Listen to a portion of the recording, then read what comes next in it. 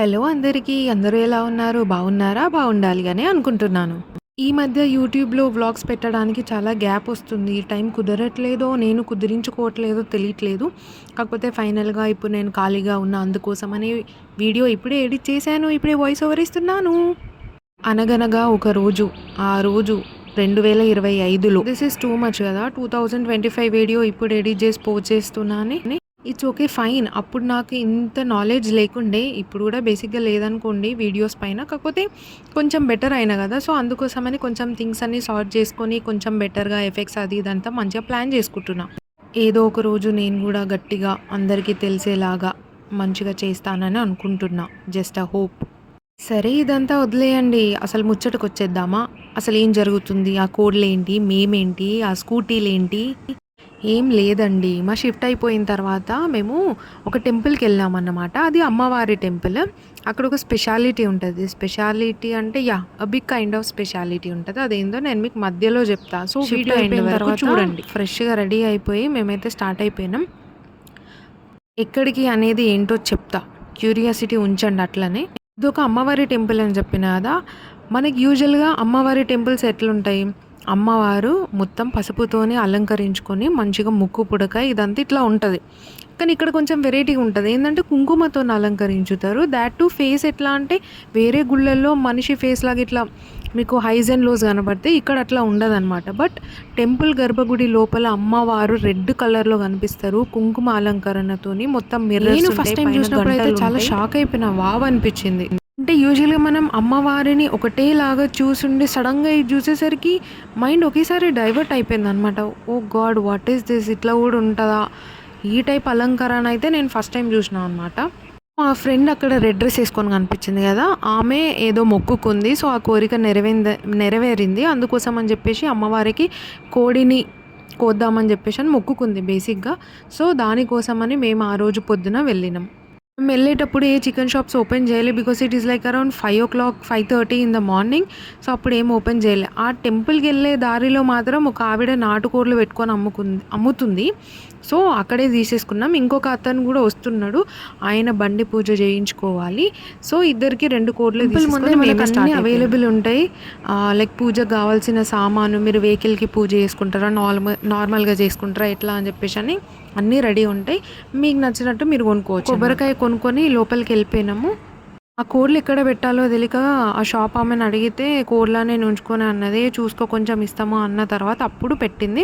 ఆ కోడ్ల సంగతి ఏమైందో కూడా మీకు తర్వాత చెప్తా. ఇక చక్కగా లోపలికి వెళ్ళి కాళ్ళు కడుక్కొని కొబ్బరికాయ కొట్టేసి గుడి లోపలికైతే ఎంటర్ అయిపోయినాం. యూజువల్‌గా మనకి టెంపుల్స్ కొంచెం ఖాళీ ప్లేస్, తర్వాత గుడి ఆ చుట్టూ కొంచెం ప్లేస్ ఉంటది గదా! ఇది మాత్రం చాలా విశాలంగా ఉంటది. అండ్ చాలా థింగ్స్ ఇక్కడ జరుగుతాయి. I will explain you one by one. గుడిలోకి ఎంటర్ అయిన తర్వాత లెఫ్ట్ సైడ్ మనకి కుంకుమ అయన్నీ ఉంటాయన్నమాట బొట్టు పెట్టుకోవడానికి. అక్కడ బొట్టు పెట్టేసుకొని ఆ తర్వాత పక్కనే మనకి అమ్మవారు కాళికామాత రూపంలో ఉంటారనమాట. దానికి కూడా ఎవ్రీడే పూజలు, నైవేద్యాలు. మనం ఏమన్నా దీపం వెలిగించుకోవాలి అనుకుంటే అక్కడ చిన్న క్యాబిన్ లాగా ఒకటి ఉంటుంది. రూపం దాంట్లో మనం వెలిగించుకోవచ్చనమాట. అక్కడి నుంచి మనం నెక్స్ట్ వెళ్ళాల్సింది టెంపుల్‌కి ప్రదక్షిణ చేయడానికి. ఇదే ధ్వజస్తంభం అనమాట. గర్భగుడికి ఎదురుగా ఉంటది.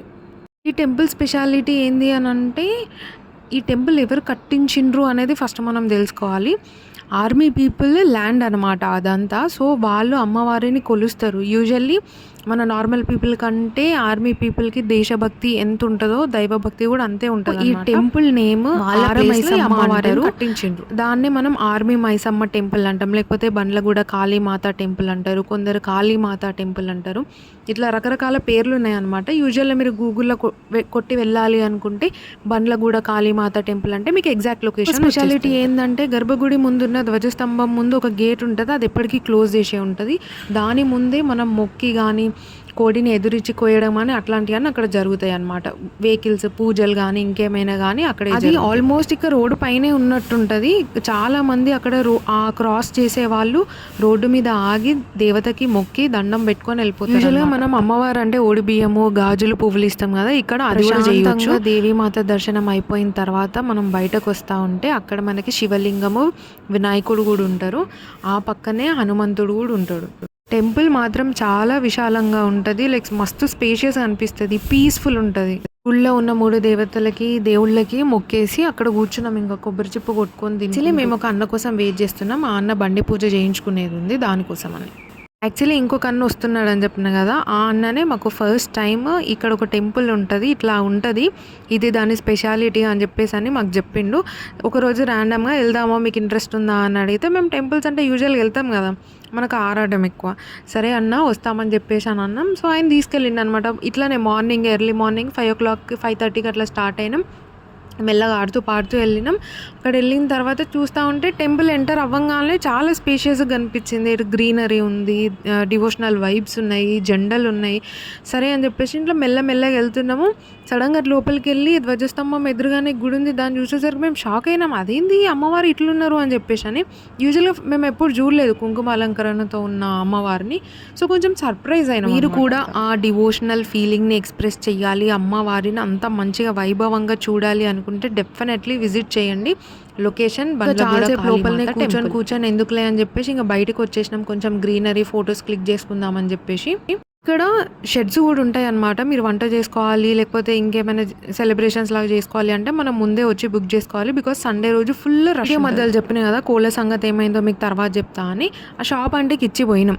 ఆమె రెస్పాన్సిబుల్ ఉండాలి కదా, లేదు. ఏం చేసింది, టీ షర్ట్ పక్కకు పడేసింది, వాటికి ఫుల్ ఎండ కొట్టింది. అది మొత్తం కోళ్ళు కాస్త కోడి మెడలు వేసేసినాయి. లైక్ వాటికి స్పృహ పోయేలాగా అయిపోయినాయి అనమాట. మేము చాలా భయపడ్డాం, కాసేపు బాధపడ్డాం. ఇంకా మా ఫ్రెండ్ కొంచెం వాటికి వాటర్ తాగిపించేసి కొంచెం యాక్టివ్ లాగా చేసేసింది.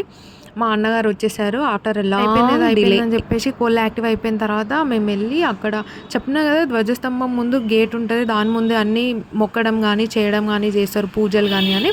అక్కడికి వెళ్ళిపోయినాం. యూజువల్గా అమ్మవారికి ఎప్పుడైనా మనం మొక్కాలి చేయాలి అనుకుంటే కొన్ని స్పెసిఫిక్ డేస్ ఉంటాయి కదా.